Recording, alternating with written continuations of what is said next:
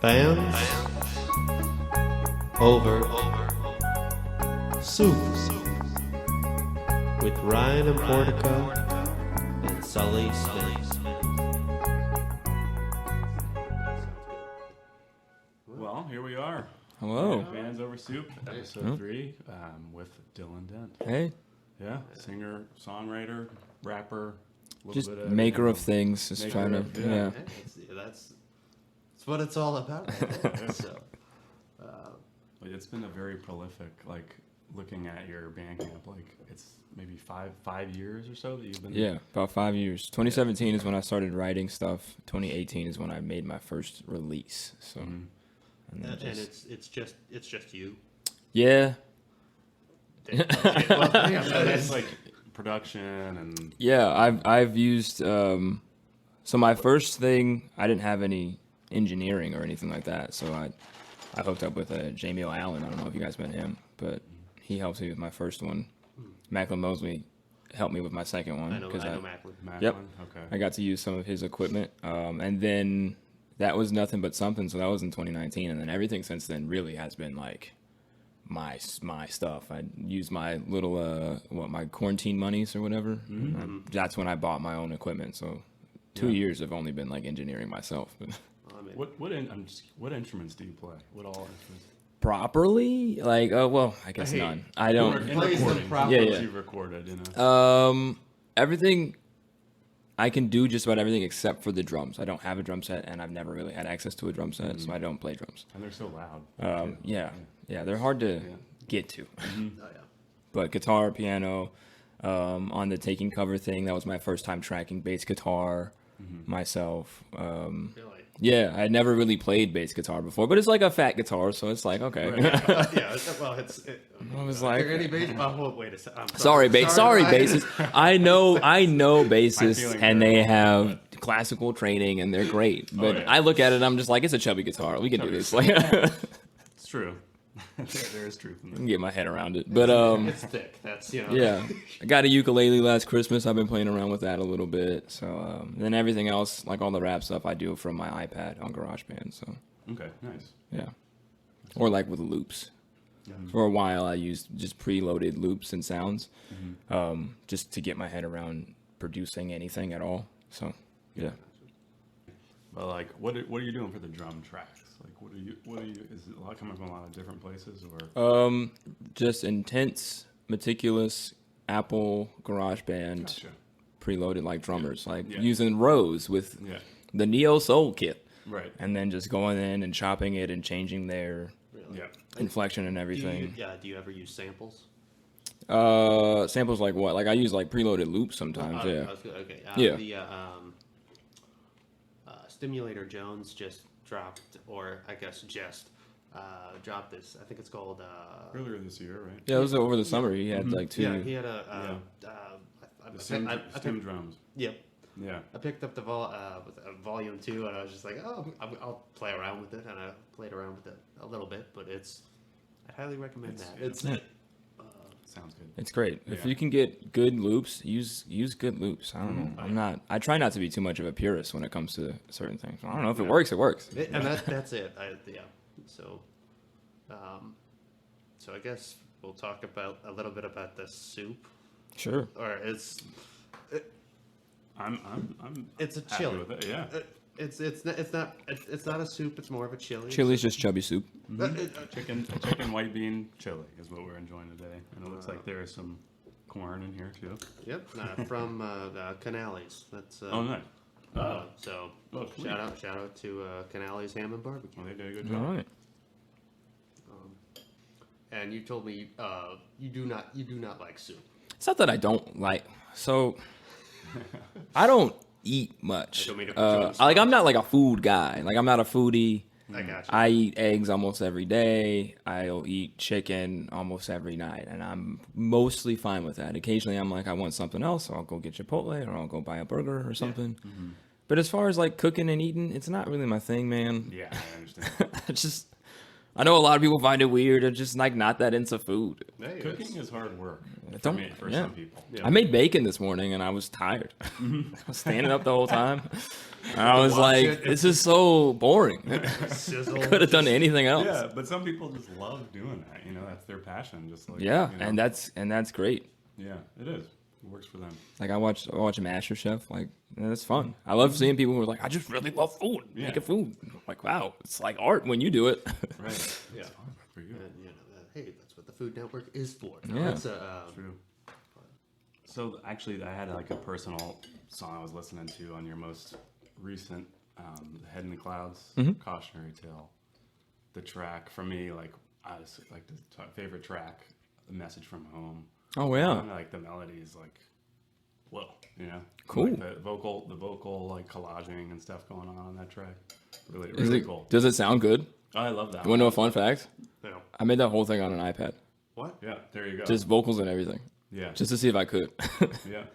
That's awesome. I have a oh gosh, I have a probably about maybe it's a 10-track. It's not good. It is not good at all. I want to preface it. It's floating somewhere on a thumb drive somewhere, but yeah, I did the same thing with an iPad, and I was just like, It was yeah. it was weird. It was downtime during the pandemic, and I was like working from home, so I just sorry bosses, but yeah, no, I just made a song, Oh, yeah. and that song was the first song off the project that I made. I didn't even know what it was. I just made that song for fun on an iPad, just like I wonder if I could do the whole thing. So I And don't- would it have happened if not for Corona? You know what I mean? yeah. And then I honestly, did most people wear pants during oh, okay, you have the Zoom where you're going through the Zoom meetings or but yeah, you have you're professional, from the waist up, just pajama pants or I was in sweats for like Yeah. a couple of years. When I got back into regular pants, I was a little disappointed. Just because I was like, oh gosh, that feels weird. I prefer sweatpants so much. But yeah, There's a lot of freedom in sweatpants. I wish people let them in more places. Yeah, it's true. yeah. Yeah, I heard something about, this is a weird story, but I heard something about like people that wear track suits are not allowed to go into like strip clubs and stuff. Yeah, I got rejected from corned beef or something, I think. Really? Yeah, on like a Friday because I had like knit shorts on, Yeah. and they were like, "You can't come in here with those." And I was like, Weird. What? Yeah, I guess they've had problems with rubbing. "I guess so." Yeah, Yeah. rubbing problems. But I have money.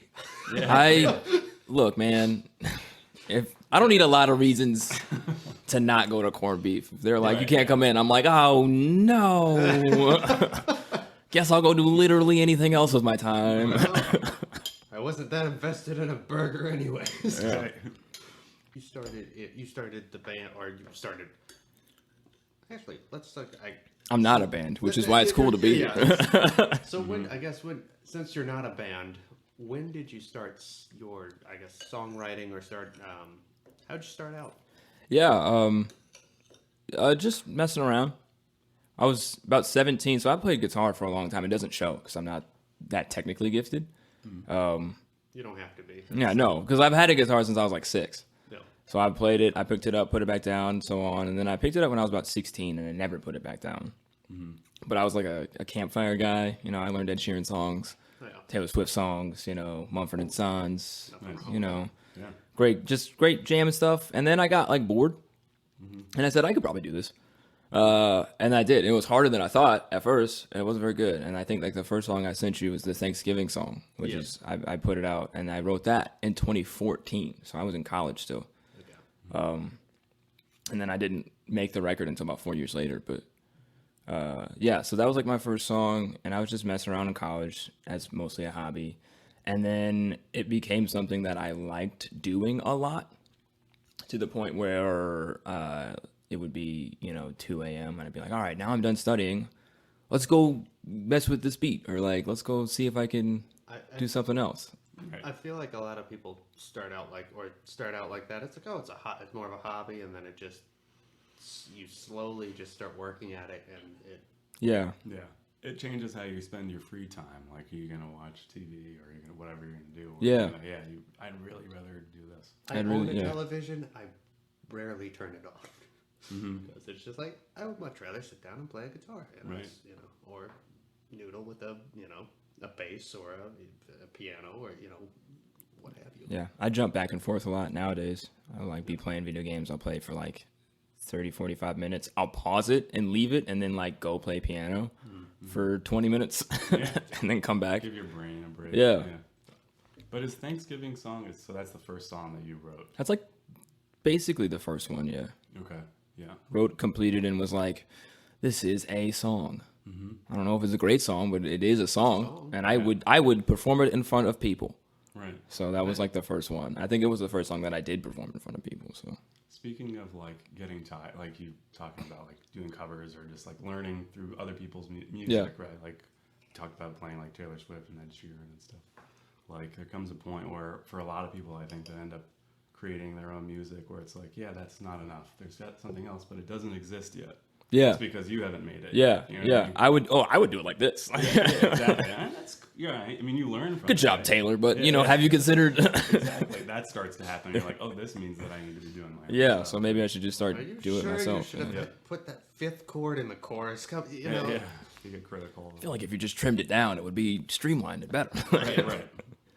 Would I guess would Taylor Swift and Ed Sheeran be influences, or would they? Oh. Yeah. I mean, I get influenced by everything, and I think everybody does. Yeah. There are people that I get influenced by and would want to be like, in some way, shape, or form. They're not the top. They're not at the top of the list, but I mean, sure, they're on it. I mean, they're huge. Yeah. At some point, it's just like, yeah, I would. I mean, Ed Sheeran played Wembley with a loop pedal. I think that is really cool. Yeah, that's That's really like, so I'm like, yeah, as a person who is not in a band and generally performs mostly solo, I'm just like, yeah, give me a loop pedal and let's just see how far the wheels will go. And that would be cool. But I think it was Keith Richards who said something along the lines of, they were talking about guitars, and it's like, I just typically, I think they were talking about his signature guitar. He said, I've had this since 1960, and what I like to do is learn all of its little tricks, because every instrument, every piece of equipment has some type of It's niche. individuality, right? Yes. yeah, Yeah. there's a reason they made this one Yeah. like this. You want to figure out what it is besides your basic. It's different. I don't know. But yeah, So when you perform live, you're using a loop pedal. I don't own a loop pedal. So no, I just, Oh, okay. I've changed, well, I got into like, I don't know, you call it a rut, where I just did like 4-chord songs all the way through. So I, People only have a career of 4 chords. yeah, and I just didn't change it, and I would just change what I sang over Melodies, over the 4 chords, which is great because I grew up listening to a lot of rap music too. Rap music doesn't change No. the melody part of like musically, but they'll change to the hook, Yeah. and it'll be the same beat, and so that's cool. And I adapt that when I do guitar stuff. I also have like different types of songs with bridges and other, a bunch of other stuff. But yeah, just try to keep it simple. And that's it. Nice. Yeah, and that can change a song so drastically just when you change a vocal melody or Yeah. however just like almost sounds like it's a different song, but underneath, the fundamental of the track has not changed. Yeah, It's just like amazing how much that can. I like it. Yeah, it's I cool. like pop music. It's Yeah. just like it's fun. Yeah. Oh, it's pop music. I mean, Yeah. it is what it is. I mean, it's good. That's why there's okay. I am of the opinion that there's in every genre of music there is good music, and there's very good music, and then there's and vice versa. Excuse me. There's also bad music and very bad music. Sometimes they come from the same person too. Oh yeah, no, it's amazing. It's like, oh, this album is awesome, and then rush out and go buy their second album, and oh my, Wow, what's wow. going on in their life? Yeah. You just go, oh, okay, this is wow. You released Thanksgiving song, and did you release it? You released it as a single or? Yeah, it was a single that I tried to get. I was still learning, but yeah, I tried to get it out around Thanksgiving. I think it was 2019, so that was after my second project, but it's still one of the first songs that I wrote. And is Dylan Dent your first project, or is? The Weirdo One is the first project Okay. that I did, where I had a collection of songs, and I was like, I think these go together, and they go well together, and I finally got it. I did it because was that your first album or like a yeah, that was the first like big one. That's my first batch of songs. Okay. So when you say like these songs fit well together, did you also have other songs too that didn't work well, floating around at that same time? That you just None that I'm like proud of. Yeah, exactly. I had some stuff where like if I've gone back in my song notebook, I've literally there's X's over the page. I'm just like, I'm not using this one. This is not where I want to be. It's not up to snuff. I think every songwriter has stuff they'd like to sweep under the rug. Even release stuff. Yeah. No, but yeah, it never goes away now. It's No. always somewhere out there. Yeah. You can't hide the evidence. Well, what I've found is I always love looking at my own music and going, oh, okay, I messed up right there. Oh. Mm-hmm. Nobody else could hear it except me. And That's the way it goes. But yeah, I think everybody's like, well, I hope everybody's like that because. Yeah. But that's a common thing for sure. Yeah. Oh, It's yeah. like, well, let's talk. So another song that you had sent to us was "Lift Off," which is the first. Yeah, that's the track. first one off of the most recent project. Yeah. Mm-hmm. So can you tell us That's a little bit? yeah. So that's technically the second song I wrote for the project. The first one was "A Message from Home," and then I built a story around the song, which is because if it's in the narrative of like, oh, it sounds like someone left a voicemail or something, they're upset, and I'm like, why would somebody be upset at somebody? I'm like, well, what if they left? I'm glad it's tracking better than I thought it would have. Good. Because I was like, I was really sweating about whether it was too abstract or not. It definitely seems like, and I haven't listened to all of your stuff yet, but it definitely seems like the most kind of like out there, I guess, for a lack of compared to like some of the past stuff, like more experiments going on. Maybe. Yeah, I was playing around with synths a lot. I had never really played on my iPad at least, but string arrangements. I'd never done much of that stuff. Now, do you use the iPad as I guess that would be your DAW, like, or do you have? So, yes. Yeah, I just use GarageBand on the iPad, and then I'll do all of the like sounds, especially when I'm rapping, and then I'll export it as a just an MP3. Because what I can do is like I'll just work on the iPad until I've written the song, and then when I've written the song and I feel good about it, then I'm like, well, great, now it's the thing. So then I just export it as an MP3, and then I'll do all my vocal tracks on a computer. So yeah, it's kind of the DAW because it has more stuff that I've downloaded and don't have to re-download onto my MacBook. I just keep using that. I was telling Ryan here, essentially, it's like you find something that works, and it works for you. And that's Just keep going until it doesn't work anymore. I mean, I'm using a DAW from like the early 2000s, and Yeah. I haven't had any reason to really change it. So, So, how do you feel your songwriting has changed from, has your, obviously your songwriting has changed. It's changed. Yeah.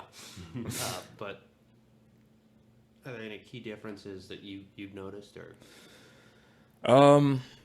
I don't know. Not that I've noticed. I've tried to be, I guess, better. I got really into narrative stuff for a second, with the Weirdo 2 and Head in the Clouds, but like the B-sides was all the leftover songs because, I get bored, so I write all sorts of stuff all the time. Actually, that was listening to your catalog. I was just like, I really liked B-sides. I was like, why didn't I like I said before the podcast, I was like, I should have just kept going, but I didn't. Yeah. But yeah, I really like that one. Yeah. I don't know. I just keep trying to get either better or just do one specific thing or tell a story or put a vibe out there. And that's it. So before I was just writing because I hadn't written any songs. So I was just trying to write a song. And now that I've written songs, I feel like I can do things with them. Like, oh, now I kind of feel like I know how to write songs. And now I can try to write different types of songs, which I guess is where I'm moving. So I'm trying to work on like a pop album because I've never made like a classically, I guess if there's classic pop, but I've never made something contemporary, less narrative driven, more just kind of thematic type of stuff, and see where it lands. Elton John album. No, just I love Elton John. Yeah. No, that's fantastic. Writes That's good stuff. Yeah. Yeah. So but when it comes to like, we were talking about Thanksgiving song again. First song that you wrote, did it start out with you playing guitar and singing melodies, or did it start out with you rapping? What was like the first like way you approached, like first genre, like kind of, I guess went for? I tried rap first, and it took just a while to get my head around doing it. I knew how to listen to it and consume it. Great, I've been doing that my whole life. Yeah. It just took a second to do it. And because it was a specific way I was trying to do it, which is like all the people that I listened to when I was a kid. Which is funny because the genre had changed by the time I'd started making music, but you still want to be like, Jay-Z or somebody with a nice classic, like there's a 16 bar and then there's a hook, and there's 16 more bars and then there's a hook, and then it ends. And then I'm like, formula. yeah. So I tried to, and if it wasn't 16 bars, I was like, then it's not good enough. Now I rap and I change. I'll do like an 8-bar verse. I don't care. There's more freedom now, like there ever was for genres to just kind of. Oh, what I've noticed is you're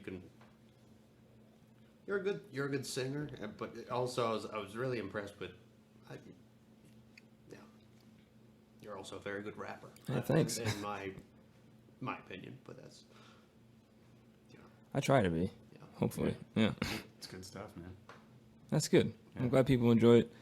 I like doing it. Rapping is really fun, which is why I wanted to do it. But I always, like the pop songs or the songwriting clicked first, I guess. Maybe just because I'd played guitar for longer and kind of had more time to get my head around the doing of a pop song because I played so many covers and, I didn't do a lot of rap covers unless I was rapping along with the person in their time on their song and had like no freedom with it. When you do a little campfire thing, it's like, oh, and I can do this. And I'm going to hit this note instead. When you're rapping with somebody, you basically do the same thing they do, which is not how I like to approach music making. I try to do different things than what I've heard. So I'm like, oh, this is cool. And then I'm going to turn left instead of do what they do exactly. But kind of defiant, like, all right, since you did that, I'm gonna. Yeah, I try not to be obstinate about my obstinance. That's the word. But I am very just like, there's got to be another way to do it. Like, if you want to, so, Sometimes you go the other way just to be obstinate, right? And then you find out, actually, that's bad. So maybe I should go back. Maybe they were right. Yeah. That happens. Just give thanks to the Lord above for what's been given to us. Blessings uncountable, the love is insurmountable. Everyone gather up, come on down and get some rub. Just stuff your face because it's Thanksgiving Day.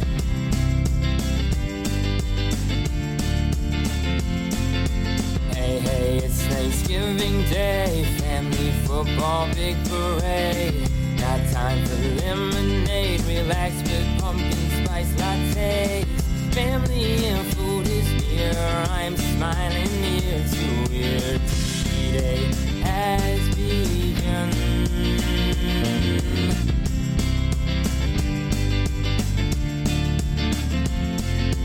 Just give thanks to the Lord above for what's been given to us. Blessings uncountable, the love is insurmountable. Everyone gather up, come on down and get some rub. Just stuff your face because it's Thanksgiving Day.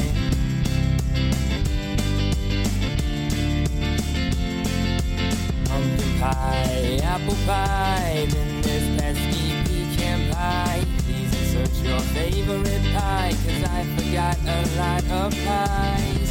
There are so many pies, how can one man memorize? Pies are yummy, yum.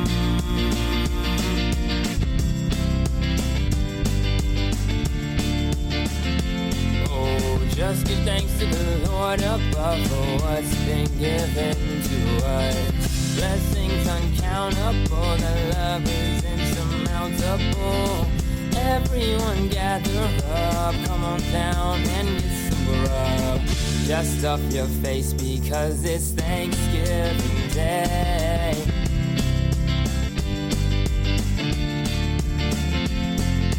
Now that it's the end of the day, those sweatpants are calling me. Thank God for big turkeys, foil and elastic waist. Just one more thing to say, take your lights and trees away. Christmas has not come. Oh, Christmas has not come. Da da da da da da da da da. Oh, it's Thanksgiving time, not Christmas time. Oh, just give thanks to the Lord above for what's been given to us. Blessings uncountable, the love is insurmountable. Everyone gather up, come on down and get some grub. Just stuff your face because it's Thanksgiving Day. How long have you been, performing? How long have you been performing? The same amount of time since I started. 17. I was in Radford still, because that's where I went to college. And doing like... How old are you, by the way, Dylan? 27. 27. Okay. Yeah.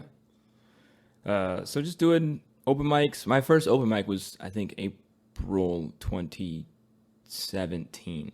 Okay. It was like my first anything open mic, and I just did 3 songs, and then I was out. And that's all I had. And I was like, that was fun. I actually enjoyed it. I was scared to do it, and then after I did it, I was like, I would do that again. And then I did, you know. Feels good once you're out there and Yeah. you're doing it. Yeah. Which I was scared that it wouldn't. But even when I messed up, which was almost all the time for like a solid year, I would always forget like at least a verse or a bridge or like a large chunk of a song to at least one song. And when you're solo, like there's no one to There's hide no, behind. yeah. It's kind of like being a stand-up comedian. Yeah, So yeah. kinda I forgot all of my jokes. Thank you very much. Yeah. You know, it's- Yeah. can't hide. It's My just- first open mic, I forgot the third verse of one of my songs. I think I was doing 22. And I did the first 2 verses like, boom, good. And it's like, third verse, nothing. I had nothing. I forgot everything. I practiced in the car beforehand. It was great. Third verse, nothing. I just had to talk my way through it. Because when you're on a track too, it's just going to move without you. I always love those performances where you have a brain fart, and it's just like, I need to say something. I need to words. You know, Yeah. just anything that comes into your head to cover up the awkwardness. Yeah. Yeah, Yeah. absolutely. Just to, and then you go, oh. And especially in an open mic scenario, that is definitely something that, Yeah. So you don't use a loop pedal when you're performing live. But so what do you have with you when you go to a show and you go to perform? What do you bring in with you, and what are we gonna hear? Guitar and an iPad. Okay. That's it. Playing to a track on your laptop. Yeah, Okay. yeah. And specifically, like, if I wrote this song on piano or guitar, I'll just use just the one instrument, just guitar. Okay. And I just won't have any of the other background stuff. I was really impressed with the Omega Wolf cover. Yeah. And you were like, it's so funny because I reached out to you and I'm like, oh, he'll take a few months to, and you were like one of the very first ones to like, it's like, oh yeah, I got this, and I'm like, 2 or 3 weeks later, you emailed me. It's like, oh hey, where do I put this? It's like, oh, you're done. Oh. I try to work fast. I didn't know what timeline we were on, so I didn't want to hold you guys up. No, it was honestly, I'm like, oh my god, this is amazing. That's awesome. You heard it here. Dylan Dent is a punctual man. Yes. Yeah, he most definitely. I was very impressed. Yeah, I'm against the grain of most artists in that way. I'm incredibly organized and meticulous and very That's on a good time. thing. It was with some artists. It was like pulling teeth. I was like, "Hey, buddy, are you? You're almost done with the song, right? Oh yeah, we started that. Yeah, give us. You know." Yeah. Yeah. But I was, and then playing it at playing it on the spot at the spot on Kirk. Yeah. Was It's fun. I like tracks. yeah. And it also takes a lot of pressure off of me because I look at it like whenever I play and sing, it's kind of like speaking two languages at once because like I'm not a big theory person, but and the reason I'm not is it's like learning another language, just like straight up, just like another language. Except for this one is spoken with hands and feet or whatever. So it always feels like I'm speaking two languages at once. Especially when I was first starting out. Like when I first started playing guitar, I like couldn't tap my foot because I was so focused on like, what is this? It's just a big C. And now that C means that you have to do something specific with your hand on this thing. Otherwise, you have not played C and you have spoken the wrong thing. Right. It's like the muscle memory. And Yeah. getting your body to be comfortable with that. Yeah, It just takes and time. it took a while, and I had a grown man's guitar, and I was 6 years old, so it's just Yeah. like yeah. Yeah. Yeah, children with adult instruments are. Yeah, luckily it was electric, but even still. Yeah, Before the ukulele caught on. Yeah. This was in those days when we were that just strumming those it first huge. three frets are far apart when you got a little child hand. Yeah, right.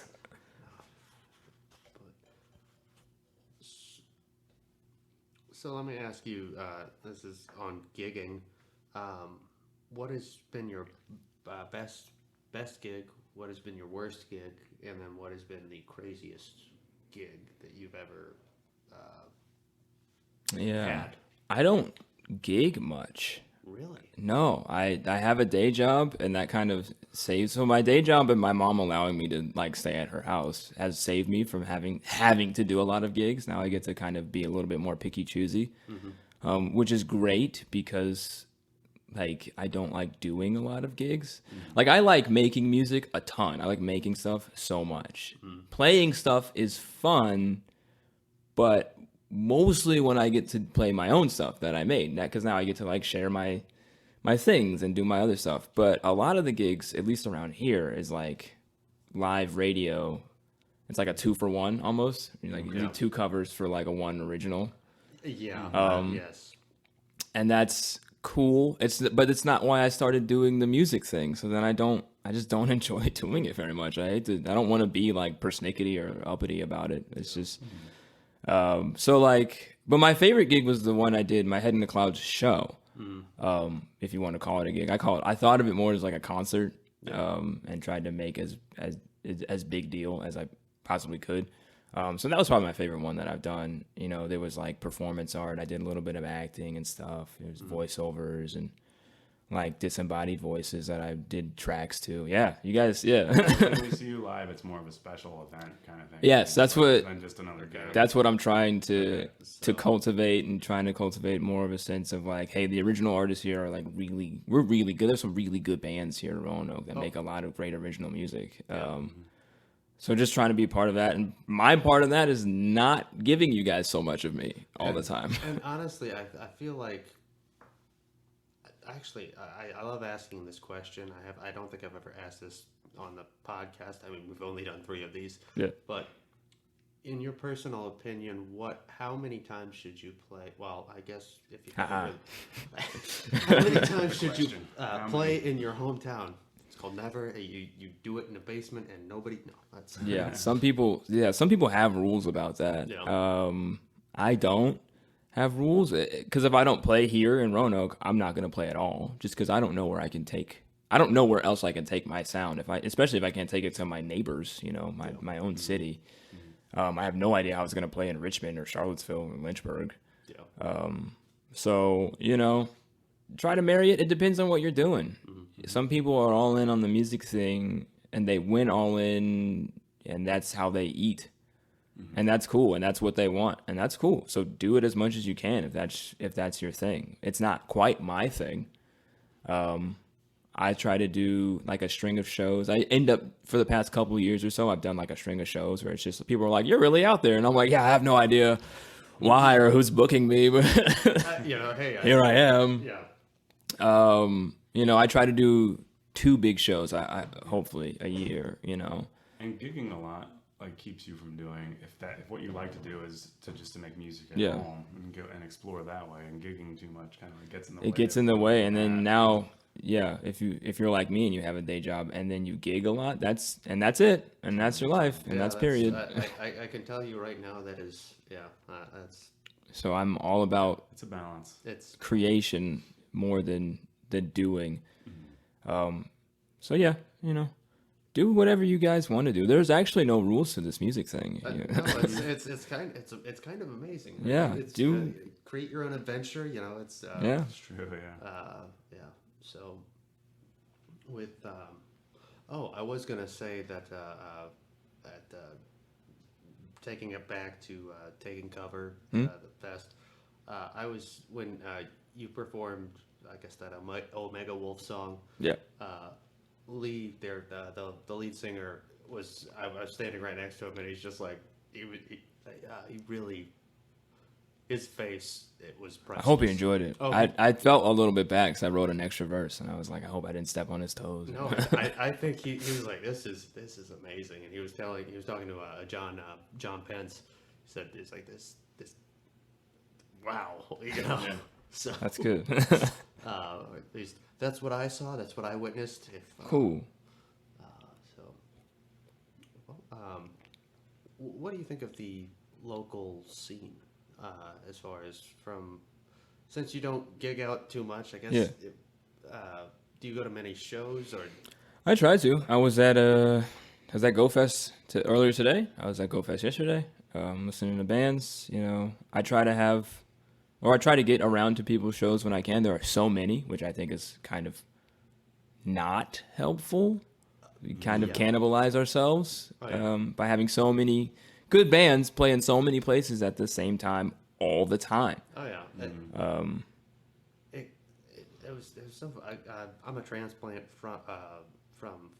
originally from Florida, and it was eye-opening at least for me to have. No battery.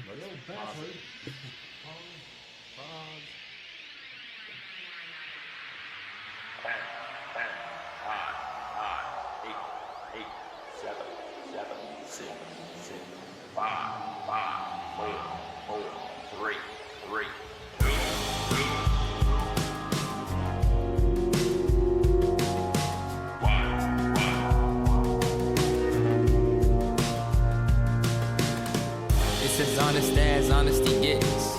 They placing bets, but I'm staying legit. They say I'm hex, but I'm making the difference. It's the Wild West, and I shoot from the hip. The future called, and I couldn't resist. It's coming fast, but I'm smart as a whip. And I know you're at the end of your wit, but it's time to go and uncover the mix. I got a mind for the secrets of time, the universe, the elusive divine. Don't worry, baby, cause I know I'll be fine. It'd be a crime to stay, but still I wanna say that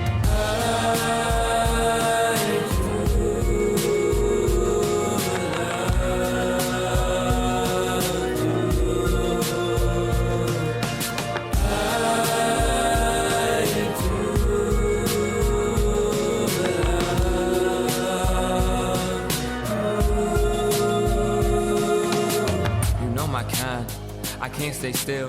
We'll see each other again, I know we will. My eyes as big as my stomach, I eat my fill.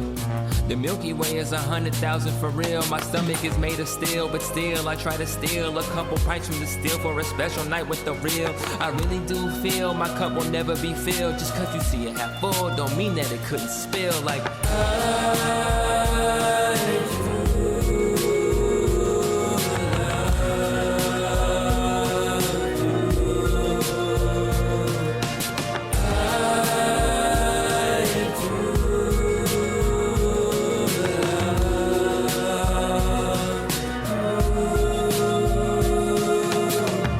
not sorry, but I wish I was. I'm not sorry, but I wish I was. I'm not sorry, but I wish I was. I'm not sorry, but I wish I was. You understand in your own time. Come to understand in your own time. You understand in your own time. Gotta go past the clouds, we hollowed out all the hills. I never could meet a force that's stronger than my own will. I said we talk in the morning, but this was never a drill. I'm sorry I gotta go, but know that I love you still. Yeah, I've always liked doing that too. Just like Yeah. cozy at home and Yeah. just having fun. I did I've done like a song with Brian Hancock. Okay. We did a song together. Forest. Yeah. We've done one. Me and Taylor Truth have done a song together. There's another rapper in Roanoke. And we were trying to get another one done. And some other guys that I met that are a little bit younger than me. And I'm just trying to get them involved in whatever way. So, yeah. That's cool.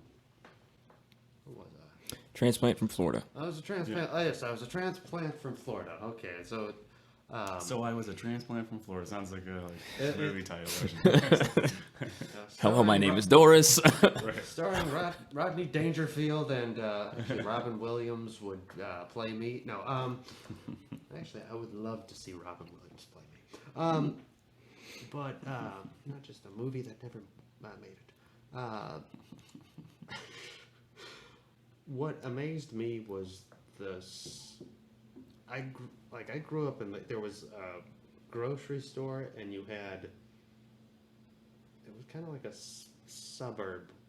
It was just a bunch. Right. Yeah, it was a suburb. There was, I mean, you had a couple like little bars here, but I mean there was nothing going on. And what really amazed me was that there was something going on. Like it was like, oh, there's people were playing shows, people were playing, the music was happening, and I was kind of amazed. Yeah. Yeah. It's pretty crazy. It gets pretty crowded around here. But, Yeah. so, which part I don't like because then it ends up kind of being like, which bar do you want to be at? Yeah. Rather than which artist do you want to hear. It's like, oh, I'd hear them all if I could. But, Right. they're all playing at the same time. I'm just like, so where do I want to be? And so where you play it also has a big emphasis on, and not how or what you're playing. Right. Which I think works good for some people, and I think it hurts some other people, and whatever, I don't know. It's the scene. It's the Roanoke scene. Yeah, it's kind of all over the place. There's just so much. There's so much music going on. Oh. Yeah. I try to follow certain people at this point. Certain bands. That's why I like taking Coverfest so much because I'd heard a lot of those guys play before. So now I'm a new fan of a lot of those bands and some other bands that play in and around the area. Like I like Paul Myra a lot. They come around quite often. That's what I was trying to do when I organized it. I'm just like, okay, these people, try to get people who don't necessarily interact with everybody or each other to interact with everybody. Yeah. You make music in Roanoke too. Yeah. Okay. That's kind of nice. Yeah, a little community. It's a dense city as far as talent is concerned. Yeah. I agree. I mean, there's not that many people here. It seems like there's a So lot of there's people. slightly less than 100,000 people. Yeah. I feel like half of them play an instrument. I feel like half of those people play it very well. There's a lot of musicians here. I agree. Some better than others, but hey, if we're not judging here, that's.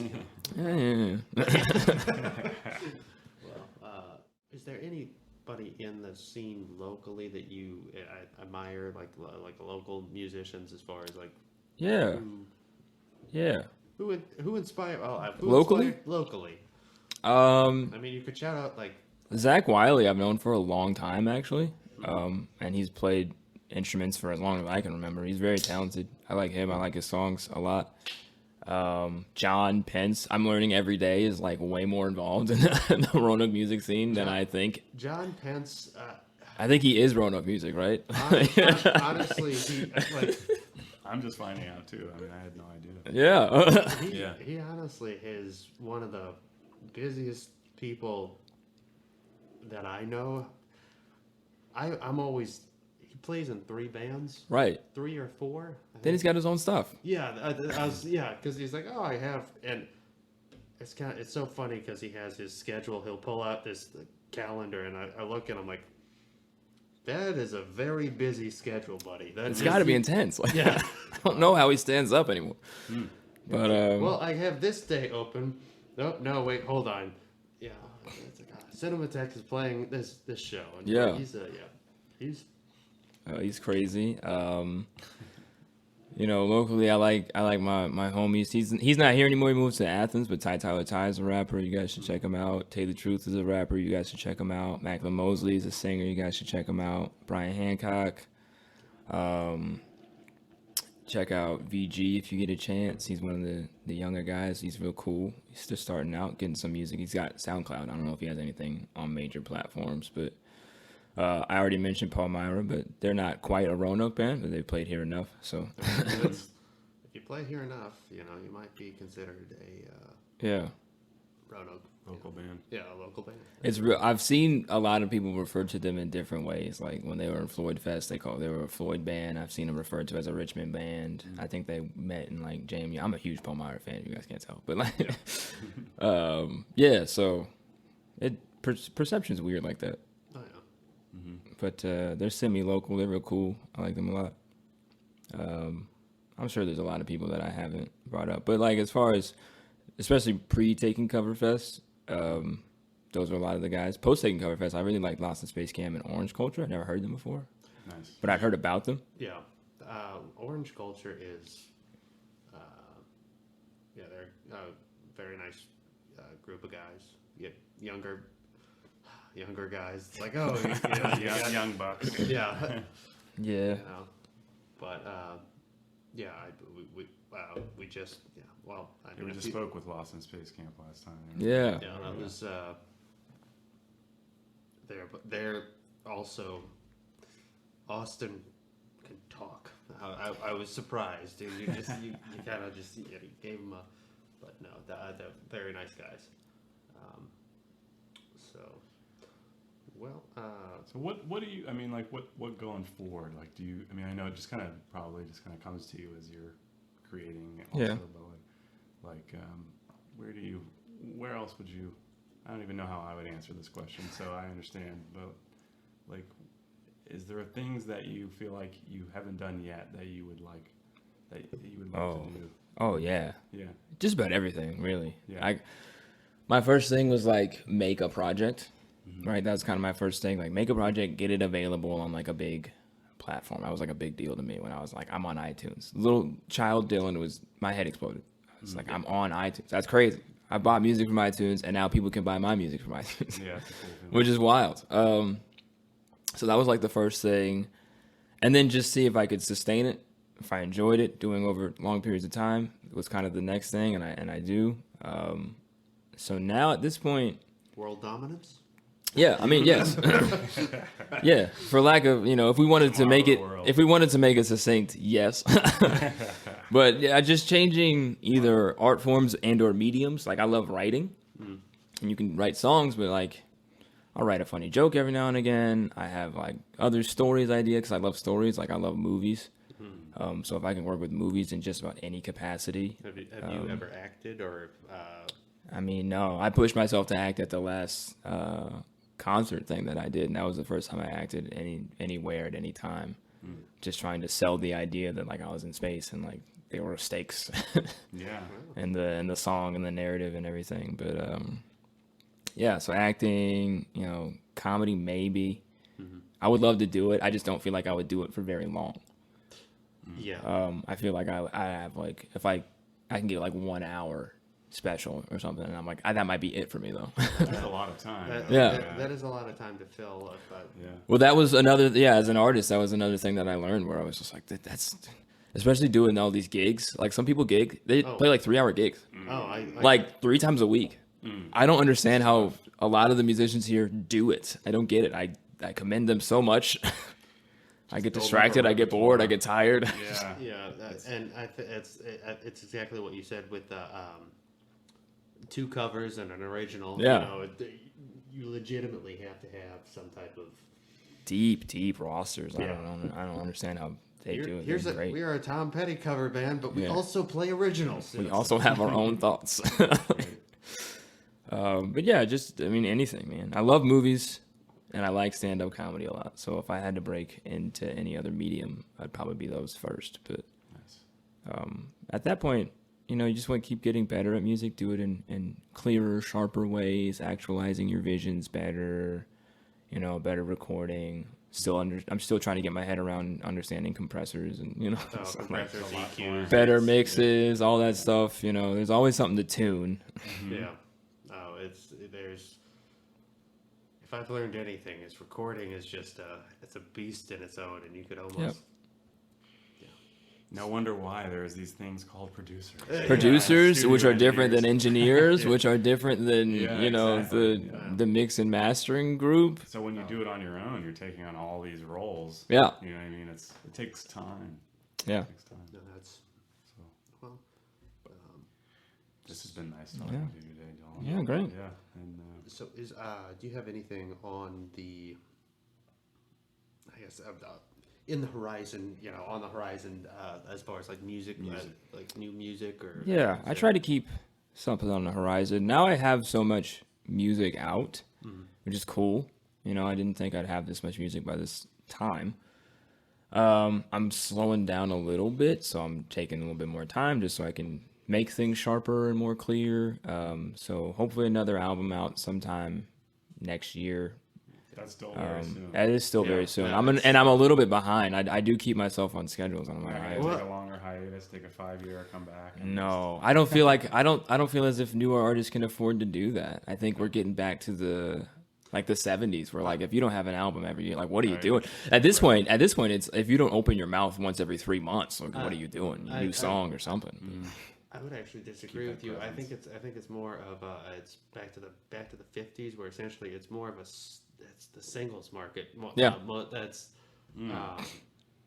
Where's your hound dog? That's pretty much it. Like essentially Elvis. If you look at Elvis's, we'll look at. Let's examine Elvis's. He's got the movie. He just came out. He's hot topic right now. What was it? He did single after single after single, and eventually after like the 5th single, it was like, okay, we might want to make a record. Yeah. And I think it's going more back with Spotify and everything. Yeah. I just want to be like the people that I like. Oh yeah. I would much rather write an album than release an album. I'm a big project guy. That's why you've seen I'm like, oh yeah, but they're like 6 and 7 songs, which is cool. I like doing that. Yeah. I like a lot of the 70s cats. Like right now I have a playlist running that's just it's Bowie, Queen, Tame Impala, and Kid Cudi. Nice. And that's just like that's all I'm listening to for I don't know how long. That's awesome. Another question we should ask. What are you listening to at this current moment? That Yeah. That and then anything else that like I want to pull from production and mixing wise for this next album, which is kind of pop skewered. So I got like Ed Sheeran going in the background and Japanese Breakfast, Billie Eilish, Phineas, her brother. Right there. Yeah. So got some good what I like, or at least pop music that I like and respect a lot, and then I just got everything else, the other stuff that I'm into. So, who do you guys listen to? Who are your people? I mean, like, give me as many as you want. Okay, yeah. Would you like to go first? You mentioned Bowie as like I love Bowie. So many people. Bowie. I love. If you got to give me 15. Oh gosh, 15. Okay. Everyone wants to say 5. It's so many. I always hate narrowing it down to 5. I almost have to look at my record collection to tell you because there's so many people. Go, oh yeah. You know what I mean? Nobody forget that. I always love telling people. It's like, oh, so who are you influenced by? I'm like, oh, I'm like, let me go off, nail them. Listen, okay, well, Prince and Bowie for me are like, like I put them on a pedestal. But those two, like just genre bending, just defying everyone's. Well, I don't know if you've looked around this room. I see some Beatles stuff. This might be just for me. It's the Beatles. This is the house that Beatles built. The house the Beatles built. No, it's I love the Beatles. I love the Stones are good. You got who's I've been listening to. It's there's some good. It's I could. So I got the Beatles, the Stones. I really like. There's this cat from. What is his name? Will Van Horn. I've been listening to Will. He's a lap steel player, Oh wow. and it just what he gets out of the lap steel is. You know what? I will pull it up after this we are done with Sure. this. That's Nice. interesting stuff. Yeah. What he gets, it's instrumental, but it's really good. Yeah. There's a lot of good music. There's a lot of bad music. There's There's a lot of both. there's a lot of stuff that people don't like that you can love, and then It's true. it's so much music, it's great. I know it's a cool time to be living now because Yeah. there's been so much that came before us. So Mm-hmm. it's kind of like, what do you want to listen to today? Something from the, do you want to listen to this genre from the 70s? Yeah. Or this genre from the 90s? Or this, whatever it is. What amazes me is that it's like, oh, okay, let's listen to something. I mean, even it's this period in time is the past 70 years have been fairly interesting. But if you look back at let's listen to something from the 1700s. Like, do you ever listen to classical music? I don't. I'm not gonna lie to you. Hey, it's But it is, I've heard it. I mean, yeah, I've heard it. I mean, it's like, oh, okay, this is elevator music. Oh, yeah, that's that. But yeah,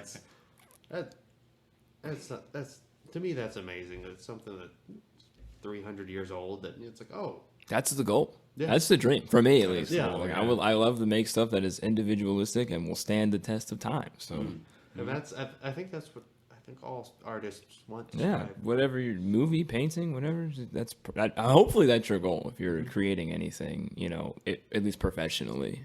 Yeah. Hopefully that's on your list of things you want to accomplish. absolutely.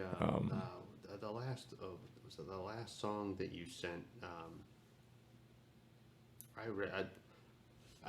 It got me the feels, right? Was it left? No, Nothing left to say? That was it. Nothing Yeah. left to say. That's very early Dylan Dent, believe it or not. I wrote that Really? in 2017. Before the Weirdo came out. It's still to this day one of the songs I'm most proud of, but it's very early on. I like the harmonies, but the backing vocals, just the Yeah. lyrically, and I was just like, I have not heard this, but yeah, That's an It's epic. it's very early by way, and now the record is early Dylan by way of most recent version of myself. So that was interesting to So make. is your name actually Dylan Dent? That is my name. Okay, all right. My parents gave me that name, and I couldn't think of anything better. So I No, just that's- I just went that's with it. perfect. That is legitimately it. So you guys have the Dylan Dent and then the Sullivan Smith. You Yeah. got the, Yeah. You got the kind of Yeah, the little the comic double comic letter book thing. thing going. Yeah, Alliterative. I promise. I only change in phone booths, and Yeah.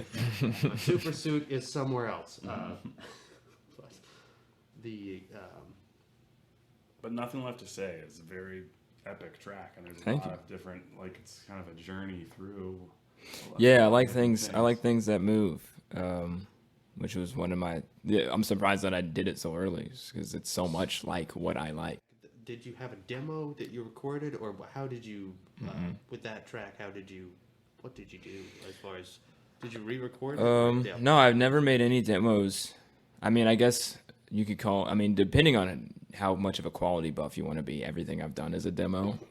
But I mean, yeah, no. I try not to get into splitting hairs about what's a demo and what's not. So no, I had never recorded it before. I've been performing it for a long time. But when I did it, I changed it from acoustic guitar to electric guitar, which it was not in my head. In my head, it was only on acoustic guitar because I only played it on acoustic guitar. Yeah. So I switched it. Did a lot of loops for the verse because I'm not a technical player, so I just needed the verse part to good, and then looped it. Chorus I did all the way through because I wanted to groove a little bit more. You want it to be more open and less concise. But anyways, yeah, just track the guitar first. Yeah. Well, what I do now, if I want drums, I have to decide at the beginning because Apple is a computer and it will not play with you. You play with it. Yeah. Because if you fall out of time, everyone's going to know. So I get the length of the track and then I do the drums and then I re-record guitar and play everything to the drums. so it can be reasonably within time. But yeah, that was it. Just guitar and then keyboards and then other guitar and then doing my vocals. I was gonna say the thick guitar. No. So for that song, I did not play bass guitar. I played bass. So that's one of the other times I played bass or like some version of bass on just about everything else except for that song because I wanted a better bassist. So I called my friend Wyatt Allen, who plays in a couple of bands here. He's also a luthier and will make guitars and fix your guitars. So Ball Instruments by Wyatt. Go. Yeah, look that up. Yeah. Does he do sand guitars and stuff like that? He makes them. Okay, yeah, he makes them, like he made his wife a guitar as like a wedding gift. He'll make them reasonably from scratch. I don't know if he like carves the wood. He picks the trees. But, This Might have one to get his number from you. Yes, There you go, yes. honestly, if But you why? Yeah, he'll do it. He'll repair your guitars. He'll do all that stuff. But he also plays bass. So I called him to do bass on that track. So that's his bass playing. Okay. Which is why it's like a little bit more floaty and way more smooth and less direct than I would have been. But that's great. It made the track a lot better. That's awesome. But everything else, I did or programmed and it was fun. I had a fun time with the track. Yeah, That's good. It's nice when you can have fun at work. Talking to you today, it reminds me. I was watching an interview with was it Elliott Smith, Yeah, okay. and he said, the thing, I don't really like playing live. It's not something I would much rather record. But people seem to like Yeah. People seem to like watching me play live, so You got to give people what they want sometimes, Yeah. So. Do a selfless act and throw yourself out there. And make money or make money, make a couple of dollars. World domination doesn't a couple of dollars at a time. Yeah. You're there. Takes a while before you start making it, but Yeah. Oh well. yeah. What are you gonna do? It's about the music. I don't know. I would love to go on tour though, because I would like to play more. I just don't want to play the same songs for the same people in the same place. Yeah. So yeah. So there's a tour in the works. No, because I have no idea where to go. That's really the only thing is like my day job, and then I have no idea where I can take my music. I know where I can play. That's just about anywhere if you're just willing to play the right set, right? Yeah. Great. But I don't know where to take my stuff. Yeah. I think it's because like that place doesn't exist yet in Roanoke, or is it like? It does. I mean, the spot is great. I love performing at the spot, and I'll perform there and do my big shows there as long as I can. 5 Points, Jefferson Center. I just don't know who they book and why and how and when and that stuff. But I was recent. I don't mean to throw dirt on the Jefferson Center, but I was recently I was inquiring about playing a show there, and they said it's like, oh, we'd like to have more local acts. yeah, I was talking to Jamie Cheatwood. Yeah. Not Booker. She was remarried. She got married. Cool. But and she emailed me and said, well, here's, there was it was an email. yeah.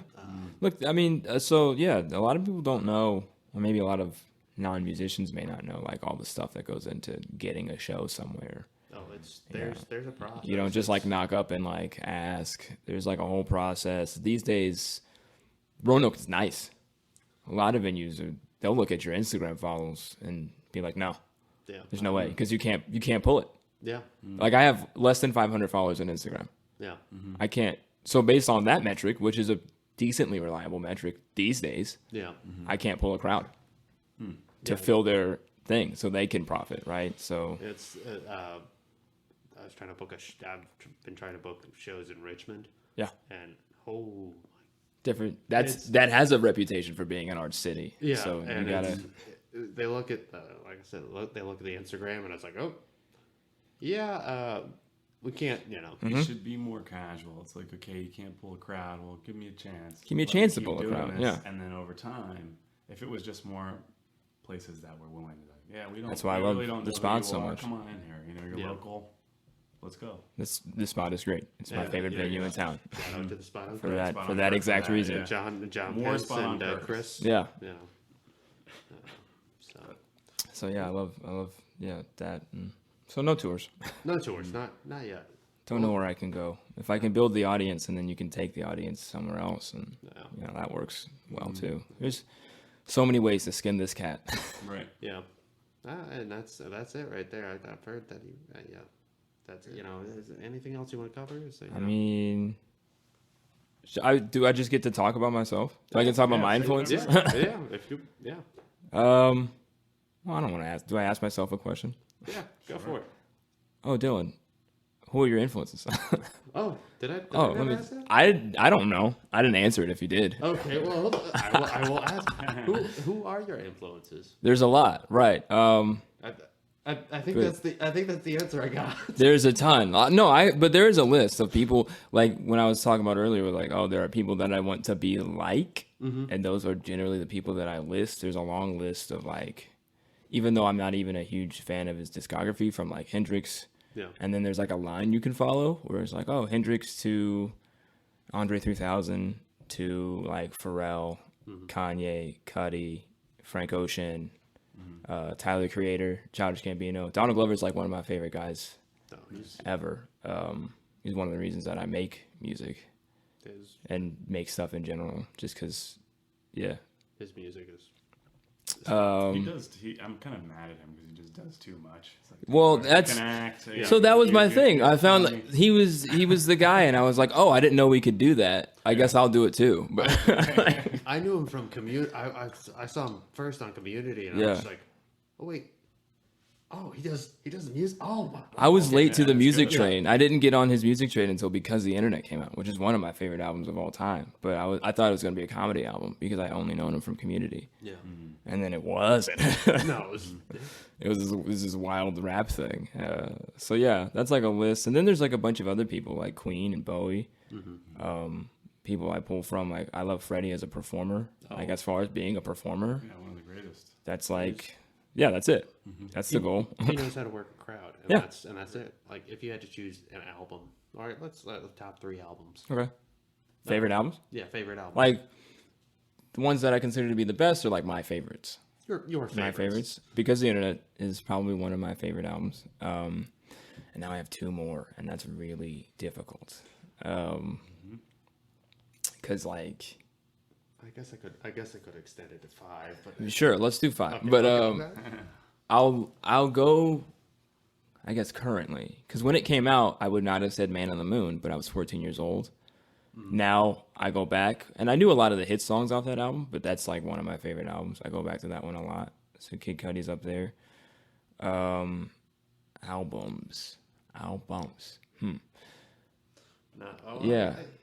It's. How about?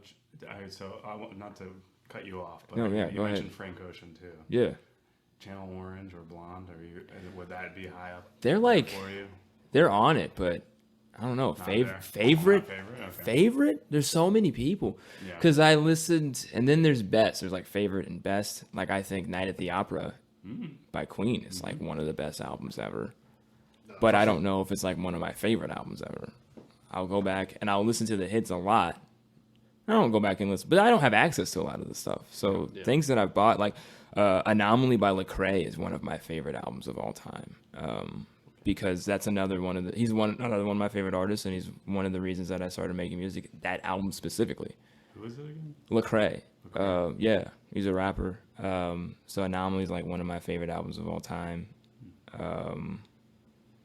There are I think I have to say Speaker Box and The Love Below. Nice. Okay. That double album by Outkast is definitely. Were you partial to Big Boy side or Andre's side? I was a kid, so I didn't know any of that. It's funny what seeps through and what doesn't when you're young. You didn't know who was who yet. You didn't know who was who, or why people cared about them, or they shouldn't care, or they didn't want you to care. Like when I was a kid, Eminem was the guy. And if you're a kid, you shouldn't be listening to Eminem, but it doesn't matter. He broke through because he was that big of a deal. Yeah. Especially like on the Eminem show era of Eminem. It's just and now like, he's a robot, or yeah.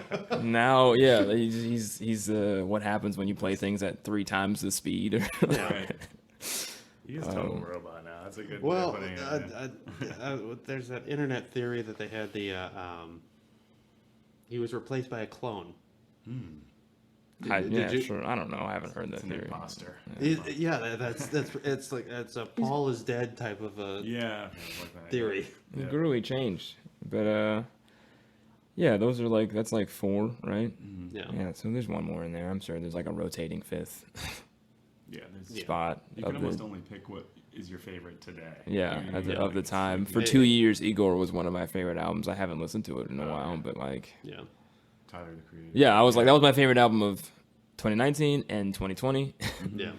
So And there's yeah, certain albums that I find that essentially I'll listen to an album, and it's you almost come back to it. It's like, oh, okay, there's certain albums that are just I can't quite escape. yeah. What was it? John Bellion, The Human Condition. That one's up there. That's a good one. I love John Bellion. Well, I follow people a lot too, so I'm Yeah. like a big artist guy. familiar. Yeah, he's recently like a behind the scenes type of guy. He has his own stuff and it's amazing. I think what makes him most of his money is like the stuff he does from other people. Like most recently he did maybe half of Justin Bieber's last album. He's done stuff with like Halsey and everybody else. He did kinda the like, this is an old reference, and Alan Parsons. I think it's Alan Parsons. The Alan Parsons Project. Alan Parsons Project. But he legitimately he worked on the Beatles' last albums, the last 2 albums. Was he the producer for those albums? He was not the producer, but he was in sound engineer. Okay. He did Pink Floyd's Dark Side of the Moon. He's done a bunch of like Al Stewart's Year of the Cat. He was really just. I recently have been going through his discography as far as like it's like, oh, okay, his stuff is actually really good. And was it Todd Rundgren? Oh, Todd Rundgren. He kind of I mean not that the stuff that Todd is cool. yeah. Not to get off track. I'm sorry. No. Yeah. That's always great too, because like, once again, there's so much that goes into music. So then there's like producers that a lot of people don't know. If you're in music, you kind of know like Rick Rubin. Yeah. If you go like to a coffee shop and you're like, hey, what do you think of Rick Rubin? Answers might vary just from person to person, but like, if you know, you know. You know the behind the Yeah, scenes guys. it's like it's Rick Rubin. What do Yeah. you mean? Who? Right. Have you ever listened to is it Danger Mouse? Yeah, I mean, big fan of the ones they did with the Black Keys. Got me into the Black Keys. that was a good one. They just did something with Black Thought too. One of my favorite projects was the Gray album with where he took Jay-Z and Was it Beatles? Beatles. Samples? It was Beatles samples and Jay-Z. Oh, so what? They did White Album and Black Album? Yes. I have not heard And that. it's the great yes. That is exactly what it is. I would highly That's highly crazy. recommend that. That is something. I have to hear that. I almost forgot about that. I was like, I forgot 20 about years ago or it something. too, and then I just remember. I'm like, wait a second. There's so much stuff. Yeah, I've forgotten more stuff than I've learned. Like the Jay-Z Linkin Park Collision Course is probably one of the most influential albums in my lifetime as well. Just because that's the two worlds that I existed in. So like you had your friends and you had your Linkin Park friends and you had like your Jay-Z friends, and then they did an album together, and now we're all buddies. Oh, yeah, hey, yeah. Yeah, that's cool. So yeah, I didn't know we could make music like that until they did it. I was like, this is wild. Oh yeah. You can do whatever you want. What? What do you mean? Is this allowed? I mean, hey, it's Yeah. and but that's the thing about music is that essentially if you play music, that's the one thing that I've found that connects people. It's like you might not know what's going on in somebody's life, but essentially you play music, and that's You belong to us. Yeah, you're a musician, right? Yeah. Yeah, musicians are musicians. so. Comedians are comedians. So do you have any other musicians in your family? So technically, yes. My sister played clarinet. My other sister played flute. My mom kind of played piano, and we were fortunate to have like a house piano. So like music was around. for me all the time. And then, you know, road trips, like I said, so I was born in Chicago, so we would visit often. And then so that 12-hour drive filled with all sorts of music, most chosen by my mom, especially in like our early days before any of us got any taste. So I know a lot of 80s songs. It's not my favorite era of music, but No, it's funny what you will pick up from your parents. but like every now and again you'd hear something and you're like, that's not so bad. So there are like some Broadway hits that like as a kid I was like singing out just because I was forced to hear them and all. But you know, they're pretty good. Yeah. Yeah. So what was your mom's like musical? Like who was she listening to? She was as eclectic as I am. I mean, that's probably one of the reasons I'm so like all over the place, because she'd have like 80s greatest hits. So now you have Tears for Fears. You have like I knew Rock Me Amadeus. By like yeah, so like which is like to me an obscure song. There's no reason I should know that song. No, but like yeah, so you know 80s hits. She would do stuff for us like fun Bible songs and whatnot. You know, grew up Christian, and then the Broadway greatest hits. There's a lot of stuff that I knew from that. I can't attach them to any of the names. I just know the songs when I hear them. Were you much involved with the music from church? No, I probably could have been. I was thinking about that like earlier this week. If we had stayed in Illinois, maybe, just because like it's a different church with a different pipeline for that sort of thing. Mm-hmm. Like I got my first guitar from a guy named Carl Watson who was at my church. I knew him from my old church when I was a kid, and I saw something in me, I guess, and got me like a Fender Strat as a gift. Nice. Which is a strange gift to give a child. Yeah. But yeah, His fingers will grow into this. You know, Yep, and that was the big guitar that I couldn't play for a long time.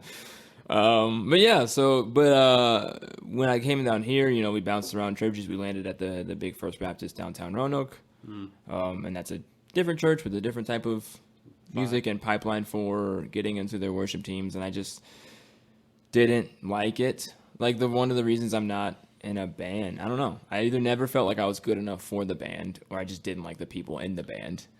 Okay. Some mix of the two. It's so funny. Yeah, you say that. I play with Ryan now, but for the longest time, that's how I felt. I was like, I'm not good enough to play in a band. I don't know. Yeah. I don't know the short term. I didn't have any classical training, so they play the 5 chord. I'm like, I don't know what that is. Even to this day, if someone says play the 5 chord, I have to take about 5 seconds or so and be like, what's the G? All right, Yeah. I'm still like that, so it's Yeah. I've never been that kind of musician either, where it's like, I don't know. You just use your ears, right? Yeah. If it sounds good, and that's the thing to me. I was like, If does it it sound sounds good? good- I don't care what chord it is. Right. Yeah. Does it work? And that's Does it work? Yeah. Is it working? Is it not? If you're listening, you'll know. So, one of the reasons, just the other, maybe I guess one of the other reasons I don't make a lot of music with a lot of people now is because it is, that theory is the language that technically we're both supposed to speak and allows us to talk with each other, and I didn't learn it. So now they have to learn my language and I have to learn theirs, and then we can kind of learn the mutual spoken language. Yeah. And it's just like, it's like dialects. Like some people from around here don't like people from New York. We both speak English, but they speak it in a different way, and it feels different to people from Roanoke. And they don't like going to New York because the way they speak or the way they move and do whatever just doesn't jive. And it's the same thing. So It's a different vibe. for It's sure. a different vibe. It's People in like New York and up north New Jersey, which is where my family is from, people are very much more direct. yeah, I feel like if you talk to people like that here, it's like, meet me outside and we're gonna get in a fight. There, I'd be like, oh yeah, well, fuck you, and then you move on with your day, I mean, hey, fuck you is no. It's just a different kind of culture, It's a different way of grew up, interacting with people. you visit Chicago. I was born in the suburbs. You visit Chicago, you go downtown. It's different. Like, go into different parts of that city. Right. And you're going to meet different types of people. And then coming here is like, was a different thing for me as a kid. Now, when did you move from Chicago to New York? Or I was never in New York. Or not New York. But, What? We're talking about New York. Wait, you didn't go to New York? Wait, no. It was just an example. Yeah, it was. Everyone knows about New York. Right. But no, from Chicago to Roanoke. Yeah, now I was 5, so just like my brain was good and mushy enough to adapt fairly quickly without large repercussions. Yeah. I moved. But, here, I moved here when I was 17. It was Yeah. a little more solid. a little more solid, a little more. Takes like, more time to change. Yeah, I was. Yeah. So. It's good though. I like that I moved when I was a kid. Just from a very early age, you get like, oh, people are different. People were different here. Like they wrestled more. I didn't wrestle that much. We played tag and like ran around. We did not like wrestle like. And then I came here, and during recess, the guys would just kind of Oh yeah. play in the dirt. Right. The World Wrestling Federation. Yeah, and I was like, Big deal. whoa. And I grew up with like sisters and no brothers, so then like I didn't roughhousing with other guys. I was just like, I was very strange to me, Yeah. which sounds funny. You ever wish you had a brother? Like sometimes. I had a stepbrother growing up, so Okay. I did have, and I've made some very good friends who I consider brothers, because we met in like elementary school and we're still friends to this day. And we have movie night every week. And Yeah, that's what you need. Yeah. A good friend group. yeah, I feel like as if I've gotten what I've needed, That's good. and you know, only that, and you only need what you need, and that's life. Well, I mean that, and essentially the wrestling. I'm sure you know that. It was a shock. It was, what is it? What? I was bad at it too. Like I tried to join in. I got pinned in seconds. Yeah. It's a big deal. No idea how to It's a big use my deal. body. I was 5. Yep. Yeah. Yeah, all that stuff. So then I just go and listen to my music. Screw you guys. Yeah. Go into the corner singing my songs.